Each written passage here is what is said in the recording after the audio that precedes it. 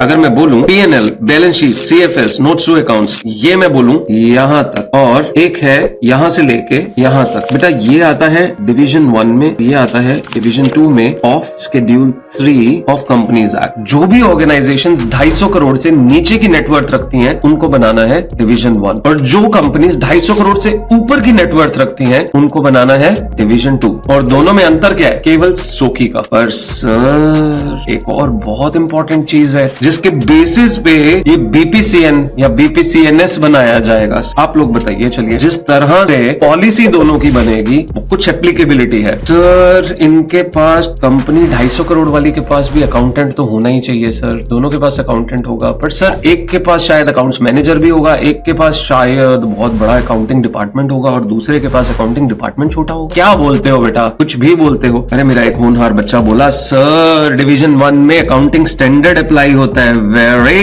Good. तो division 2 में क्या अप्लाई होता है बेटा? दिस इज सर उनमें इंड एस अप्लाई होता है।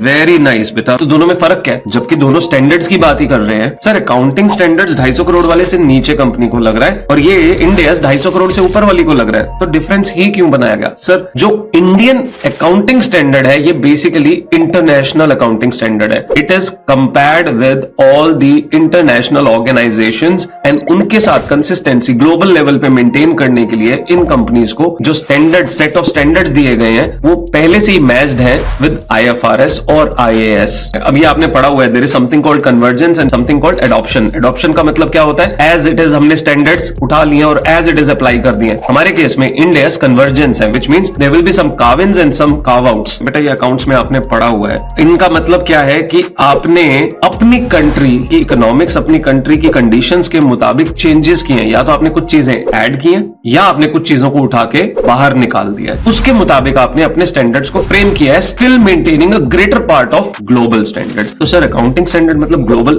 हाँ, वो ग्लोबल के लिए नहीं है, वो लोकल ऑर्गेनाइजेशन जिसे हम कह रहे हैं फॉरेन एक्सपोर्ट्स में या किसी फॉरेन कंपैरिजन में नहीं इजीली जाने वाली है क्योंकि उसका लेवल छोटा है, 250 करोड़ से नीचे को छोटा माना जाता है। तो वो ऑर्गेनाइजेशन अकाउंटिंग स्टैंडर्ड्स के हिसाब से अपने फाइनेंशियल स्टेटमेंट्स बना सकती है। और accounting standards global accounting standards के बराबर नहीं बनाए गए हैं, ये हमेशा से चलते आ रहे थे। मतलब जो ऑर्गेनाइजेशन बीपीसीएनएस बना रही है उन पे अप्लाई होते हैं इंड एस जो डिवीजन 2 में फॉल करते हैं और जो 250 करोड़ से ऊपर की कंपनीज हैं, प्लस लिस्टेड भी होती हैं। इसके बारे में मैं अभी फर्दर और बात करूंगा।